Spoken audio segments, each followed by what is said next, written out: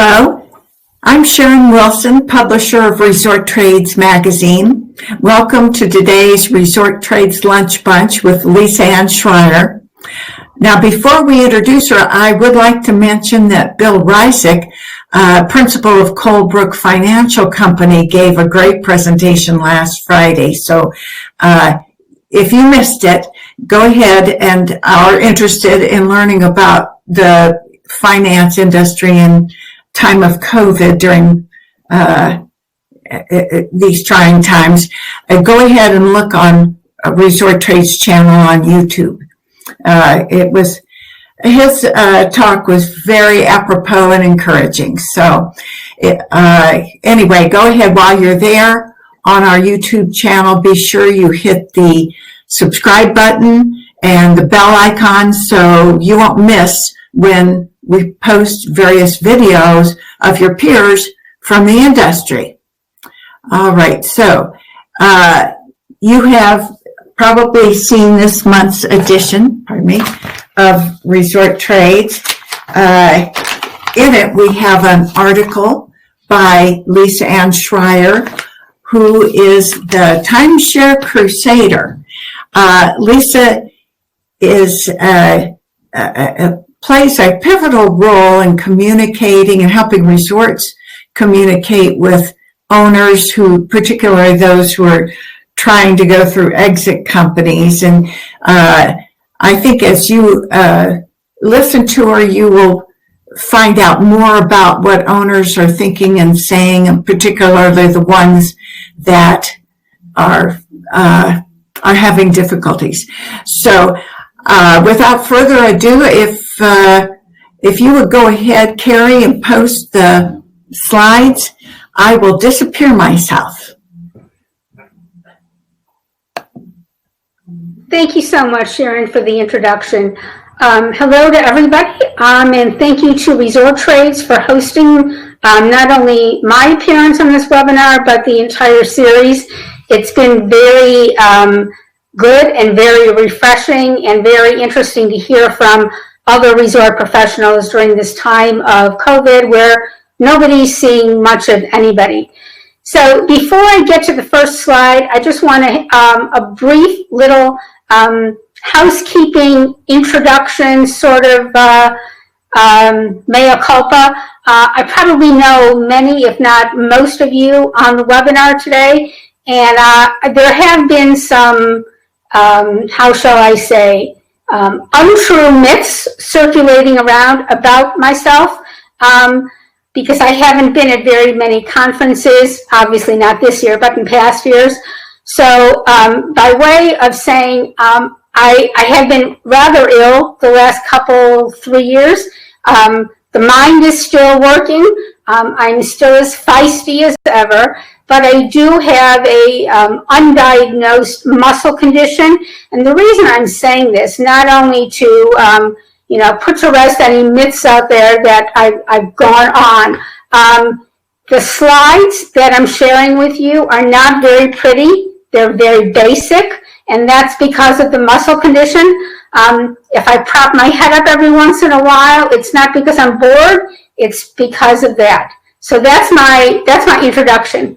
So by way, for those of you who don't know who I am, I'll tell you a little bit about myself. I am the Timeshare Crusader. I have written 2 books of consumer information. First one was Surviving a Timeshare Presentation, Confessions from the Sales Table. The second one was Timeshare Vacations for Dummies. Both of those were written while I was still selling timeshare, so we'll get a little bit more into that. I'm also the co-author of a college-level text on timeshare. As I said, I am a former timeshare salesperson and sales manager. I've worked at a number of Orlando area resorts starting in 2000, and I kicked around in sales for about 5-6 years. After that, I was the director of communications for a timeshare resort in the Orlando area, and in that capacity, I was in charge of the webpage, all owner communications, communicating with non-owners who were coming in for the first time. I also was the former director of member services for the now defunct National Timeshare Owners Association. That was an association of timeshare owners throughout the country and in Canada. That has now morphed into the AVO, the Association of Vacation Owners. I am not officially with them anymore. And I am a writer, an educator, and a consultant. I write for consumers. I write for the media. I write for timeshare resorts, developers, exchange companies, and I learned the lesson as a timeshare salesperson to listen more than I talk. So I talk a lot because I'm not selling anything anymore. So I am unbiased. I do not have any ties to any specific resort, as we'll see in the next slide. So a little bit about who I am. Now we need to cover a little bit what I don't do. I do not sell any timeshare. I am no longer a licensed real estate agent. I do not buy timeshare. I do not rent timeshare, and I certainly don't exit anyone from their timeshare. I am not a lawyer. I do not give legal advice, and in all my communications with individual owners, I am very clear on that. I am not a lawyer, and that's the problem, as we'll talk about in a little while. Too many owners are getting legal advice from non-legal entities, which causes a lot of problems. I also do not favor one developer over another or favor one type of timeshare over another. One of my consulting hats that I wear, oftentimes consumers will contact me and ask, what's the best timeshare? And the answer to that is the best timeshare for who? For some consumers, week-based timeshare is good. For others, points are better. So I don't favor one over the other in a blanket statement. I think there's good and bad out there. I am not afraid to call out bad behavior, but I hope that people will find out that I'm equally likely to call out good behavior. And I think what a lot of the mainstream media and a lot of consumers don't understand is that timeshare is not one big, everything is the same bucket. There's good, there's bad, there's good and bad within each individual, what consumers want. So it's very important, and one of the things I strive for is to not paint the entire industry with one big paintbrush. It's a very large industry. I don't need to tell anybody on the call that. And it's important to call out the good and the bad. So hopefully I do both. In talking to consumers, which I do day in and day out, I found 4 main things that consumers want. Some of these words you may look at and go, well, they're buzzwords. So let's look at real transparency. Owners, as well as prospective owners, want transparency. They want to know what the real deal is. They want to know the good, the bad, the ugly. And they want to know it from an unbiased source. So they want to understand the product. Long-time owners want a logical exit solution or solutions. And we'll talk a little bit about this later. But when you're talking to an owner who has owned their timeshare for 20 years, used it, paid it off, paid the maintenance fees, paid any special assessments, enjoyed it, they want a logical exit solution. And I think as we get farther into the timeline of these owners, more and more owners are going to want a logical exit solution. Now, when I say logical, it has to be logical for the individual owner, and it also has to be logical, obviously, for the developer, as any developer on the call will attest to. So there has to be some solutions, and we'll talk a little bit more about exit companies a little farther on, because I think it's probably a very key point that many of you will be facing in the next year. They want understanding.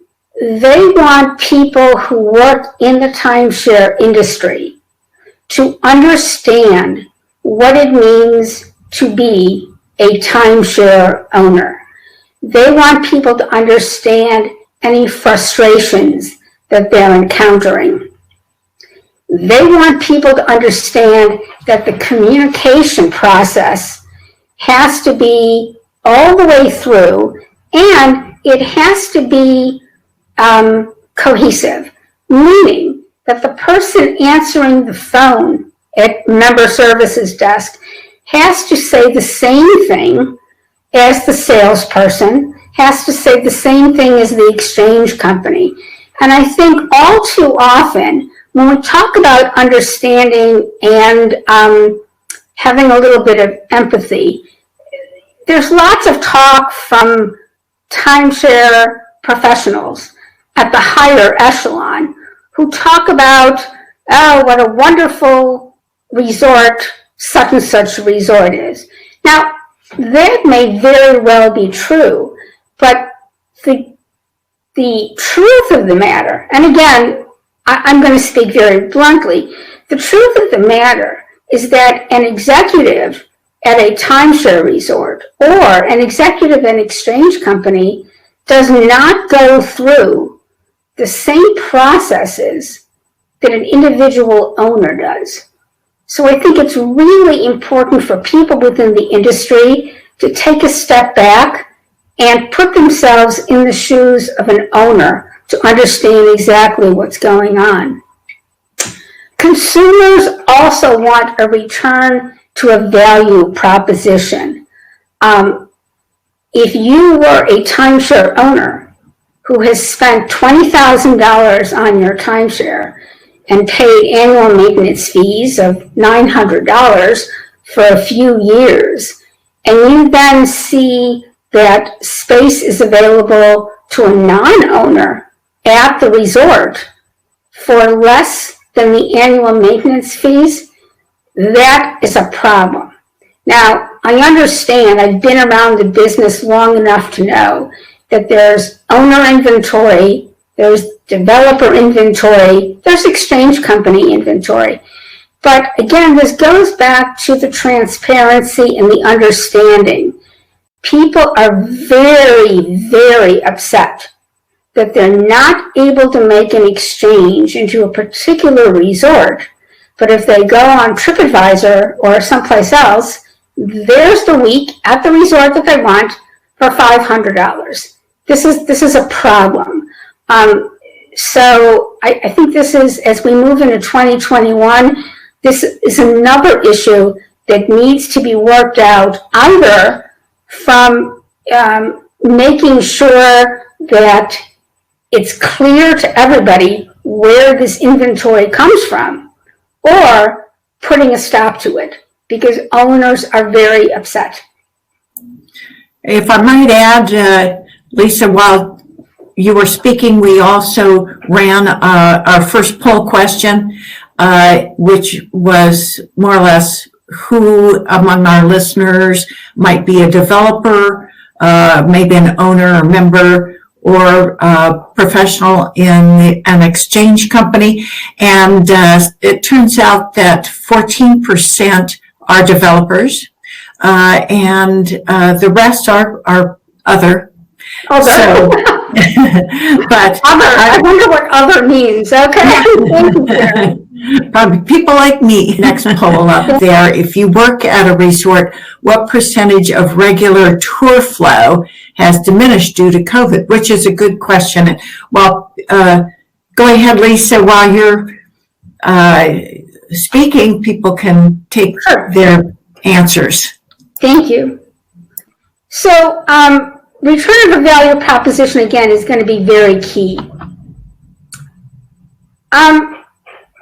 Even though I don't work at the developer level or at the exchange company level, I'm sort of independent out here. In my estimation, the industry faces these three of their biggest challenges. Again, value proposition that we just talked about, exit companies, and spotty or inconsistent communications. So we've talked a lot about the erosion of the value proposition.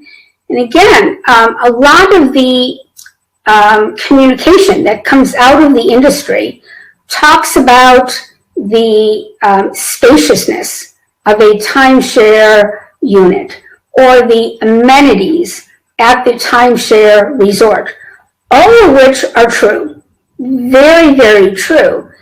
The problem arises when any Tom, Dick, or Harry who doesn't own and has not paid the initial $20,000 buy-in and the annual maintenance fees, when they're allowed to rent at these spacious, lovely timeshare resorts without that initial output, either next to somebody who in fact is a paying owner or an exchanger, or someone who has not even been able to get in there.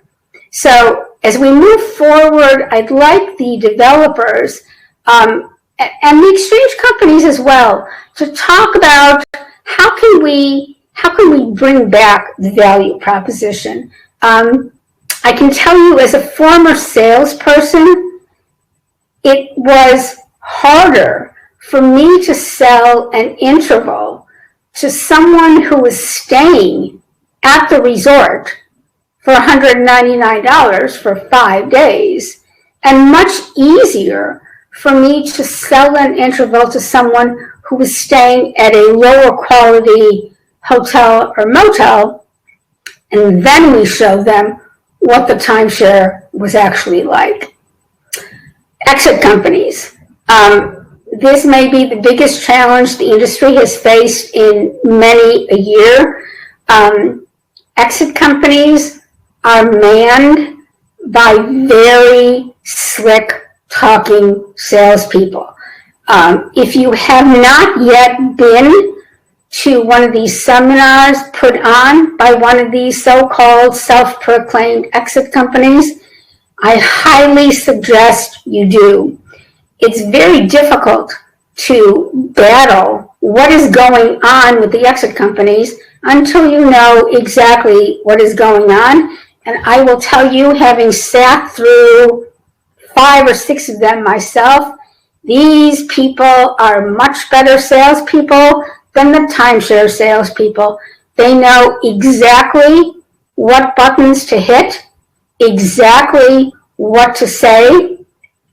And in the presentations that I've attended in person, we're talking about a 50% close rate. These people are very good. They will twist everything about timeshare. They will lie. And you have to understand that any owner going to one of these presentations, and again, I'm going to say something that some of you may not agree with, but I assure you that 99% of the consumers attending these seminars have already contacted their developer and been told, no, we don't have an exit strategy. Now, I'm sure some people will go, well, that's not true. It is true. I talk to consumers day in and day out, and there is no way that an owner will go to an exit company before they contact the developer. There's just no way. These companies do untold damage, as I don't need to tell you. Oftentimes, they will charge the consumer upwards of $4,000 or $5,000, and the timeshare is never, of course, taken out of the consumer's name.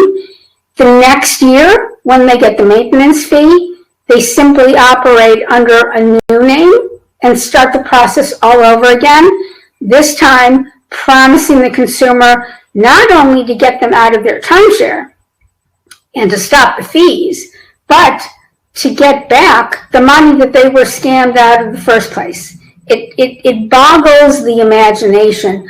I talked to one woman who had paid, I believe, $10,000 or $15,000 for her timeshare 15 years ago.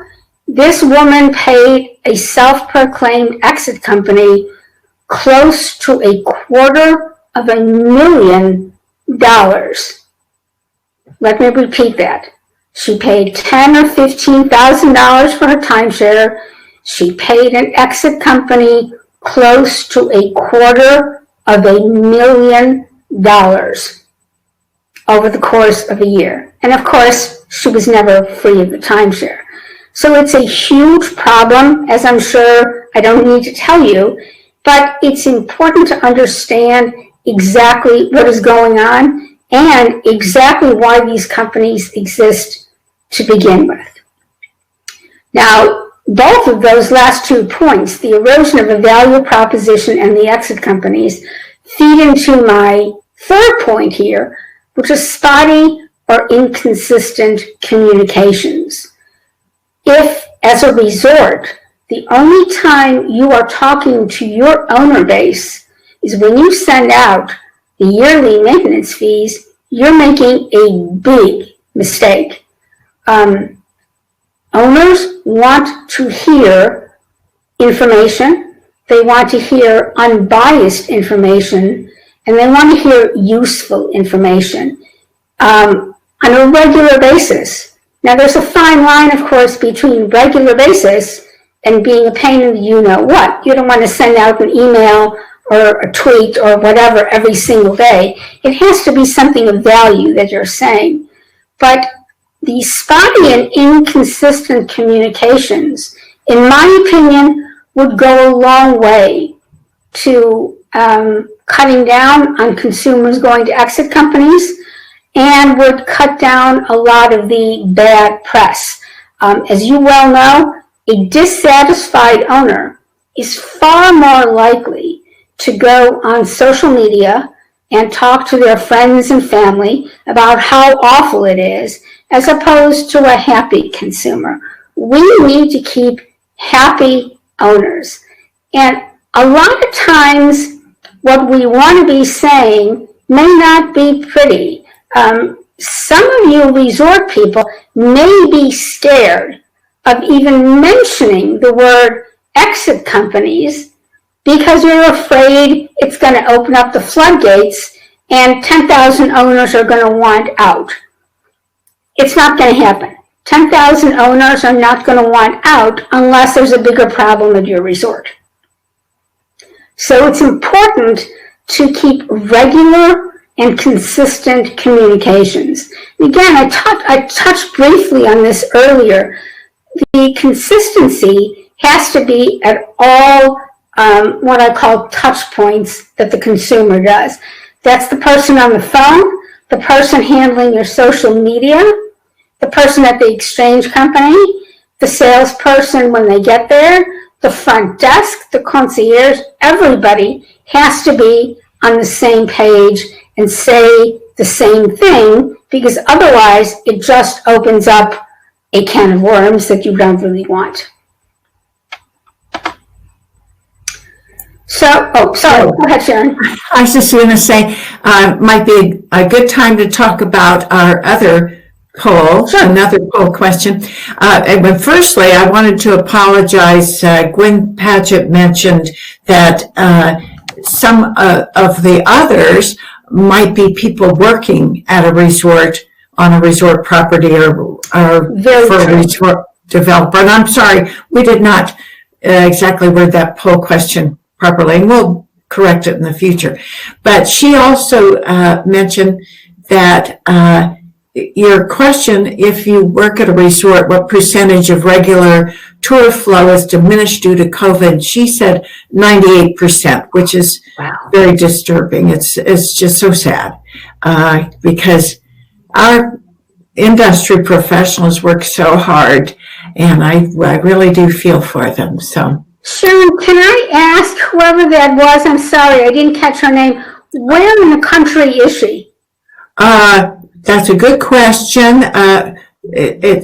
Gwen, if you wanted to send your information directly to Lisa about that, or type it into the chat section,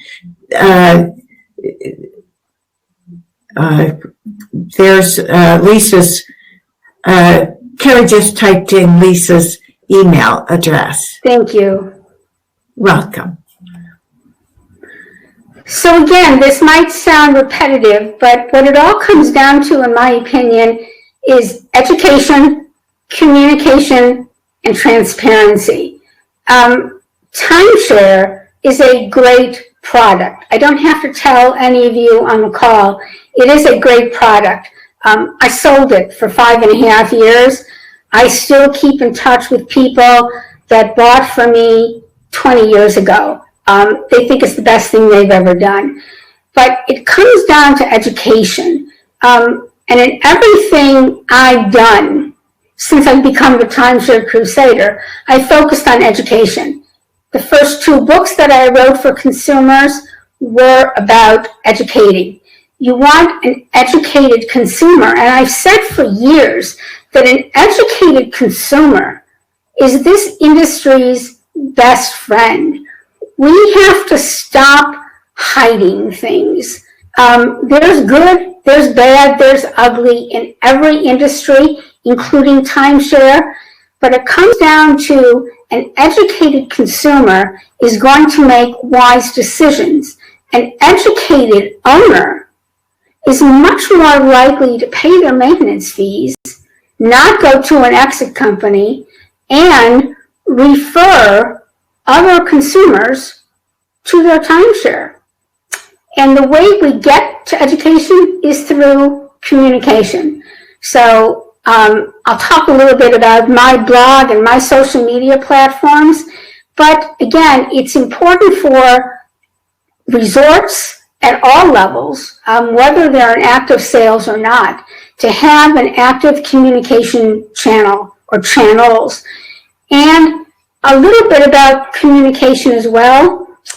Let's not forget, just because you have access to Facebook and Twitter and Instagram and Pinterest and TikTok and whatever else is the new flavor of the month, does not mean you need to be on all of them. It also does not mean that you need to post something every single day. Very important to use the channels that are of most use and interest to your owner base, as well as communicate important information. And again, I know it sounds repetitive, but transparency. You need to be transparent in your education and your communication. Don't be afraid of talking about things that you think, I'm not really sure I want to talk about an exit company, or I'm not really sure I want to talk about what having an increase in maintenance fees this year. The only thing worse than letting your owners know of a maintenance fee increase is letting your owners know of a maintenance fee increase with absolutely no explanation. So you've got to be transparent when you talk to owners. So where you can find me. You can find me in a couple places. I do blog on a regular basis. I do tweet. My Twitter handle is Lisa Looks At. The Timeshare Crusader does have a Facebook page. You can always email me. I forgot to put my phone number in there, my bad. Anyone who wants to reach me, the phone number, and I'm sure Carrie and Sharon will get it out to everybody, is 407-361-0850. My bad, I apologize for that. Well, you are forgiven, Lisa. And I posted your phone number online. This was amazing. These are kind of common sense things that if we stopped and thought about it, and your point about visiting an exit company presentation, excellent. I'm kind of a coward. Very good. No, I'll bet. But luckily, I don't think I would be too vulnerable, but I don't want to go to one. But it's probably a good idea to do that and write up a review in the trades. Maybe I'll do that. So it's really amazing. No matter how many times you can warn consumers, these guys are so good that I will tell a consumer never do business with any entity that contacts you first. And I give them any number of reasons why they shouldn't do that. And inevitably, they will contact me 6 months later and go, well, I went to one of these postcard company presentations and I'm out $6,000 and can you help me? Oh. And I'm like, what part of do not do business with any company? I mean, like you said, Sharon, it's very basic.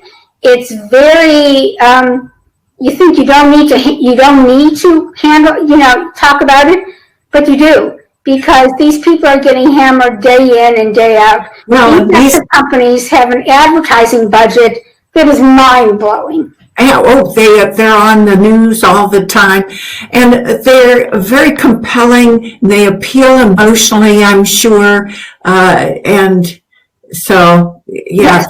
They're a rough bunch. I did want to mention that if you didn't see Lisa's article in this month's Resort Trades magazine, it will be posted online, resorttrades.com.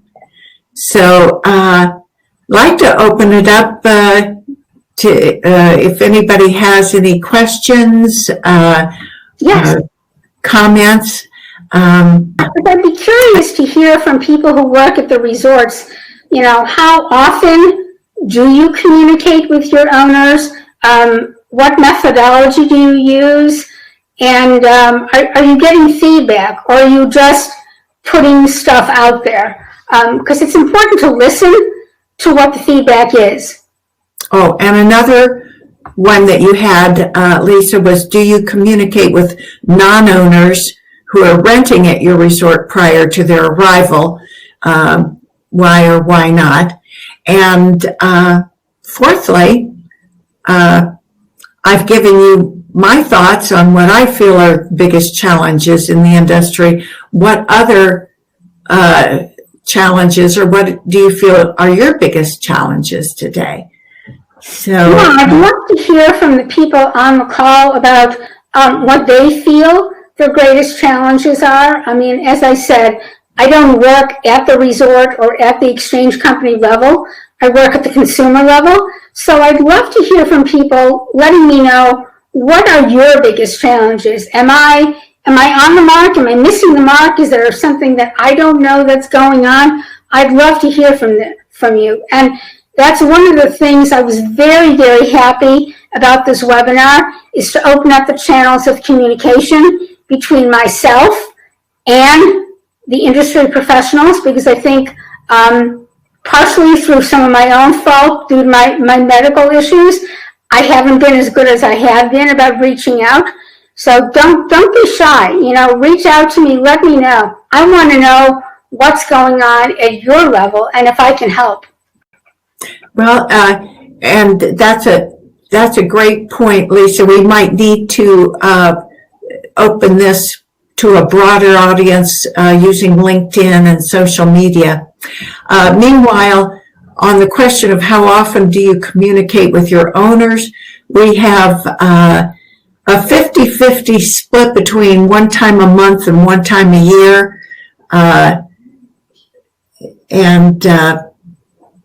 So that's a lot of gray area there. yeah, it would be a good point. Isn't necessarily a question for this webinar, but for the future, we might want to ask attendees, assuming they all work in a timeshare industry related company, actually how many of them actually own a timeshare, either fixed or points. But this may actually apply to this webinar because it does tie to Lisa's comments on developers looking at it from the owner perspective. So thank you for that, that observation. Certainly. And also Gwen Paget mentions we're a small resort. She's in the South, making strides in an effort to reach out to our owners more frequently. It's so tough. If you're in a small resort, your resources are limited, kind of like us at the resort trades. And you're scrambling to keep all of the balls in the air, particularly when the year of COVID has struck so hard. So kudos to you, Gwen. Absolutely. It's been a challenging year for everybody, no doubt. Yeah. If there's anything we can do to help somehow, let me know. No, you're doing a great job by doing these webinars. These are fabulous. Oh, thank you so much. So let's see. I guess that's all the answers we have to your questions, and hopefully we'll circulate this part of the webinar more on social media and try and get some answers.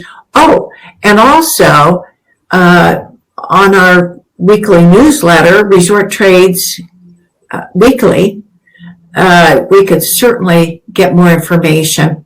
Here, Carrie did manage to say, how are you communicating with your owners?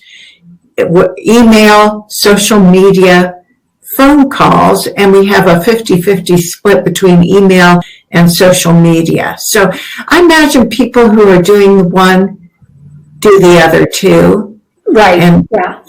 Phone calls, maybe not so much, because again, it's a time issue. Absolutely, absolutely. That is. This is my 30-second commercial for myself. That's one of the reasons why I want to reach out to the industry and let them know. Sometimes you don't have the time or the resources or know what to say. That's why working with me as the independent timeshare crusader can benefit your resort or your development, because it's what I do. I communicate. Obviously, I will only communicate what you tell me to, but everything gets run through the resort. But it takes a great deal of stress and removes a burden off of the developer, because you got enough to deal with at this point in time. Like they said, 98% reduction in tour flow. This is a serious issue that needs to be addressed. So if I can help anybody by taking the burden of the communication off of your plate, by all means, let me know. And I just want to say in parting, in 2021, you will see me working with ARDA and ARDA Rock on some very important initiatives. Jason Gamble and I have always had a meeting of the minds, and since he took over ARDA, we've had various phone calls, Zoom meetings, no in-person meetings, but you are going to see more collaboration, which is what I've been wanting for a very long time. So I'm very, very excited to be working hand in hand with ARDA leadership on some very important initiatives in the next year. Well, great, Lisa. We expect you to write an article or a review or a series from time to time, and tell us through Resort Trades, tell the industry what you're doing. I'm sure you'll also write for developments as well, but we've always had a good relationship on Absolutely. sharing information because we're all in this together, as they say. We absolutely are. Well, I'd like to thank you so much, Lisa, for your time. This has been really informative. Oh, thank you very much. You're welcome. So to the viewers, if you have the opportunity to review this on YouTube, please go ahead and leave a comment, and also be sure you signed up, subscribed, and hit the bell icon to show your support and also to be part of the community. As we post videos, you will be alerted and you'll probably want to respond and get involved yourself and become a leader. So our next presentation would be with Cheryl Cattell on Friday, January 8, 2021. So that, again, 1 p.m. Cheryl's the founder of South Florida Interactive Marketing. It's a digital marketing coach for the BizHack community, and she's a master certified life coach. She spent 10 years handling digital marketing for Blue Green, so she is going to have a lot of information, and she's going to use this particular event to share with us pointers that she learned for working with LinkedIn. So that will be very beneficial and certainly a follow-up with our communications discussion with Lisa. So again, thank you again, Lisa, for your time, and hope everyone has a wonderful weekend. Happy holidays, everybody. Thank you. Bye-bye. Bye.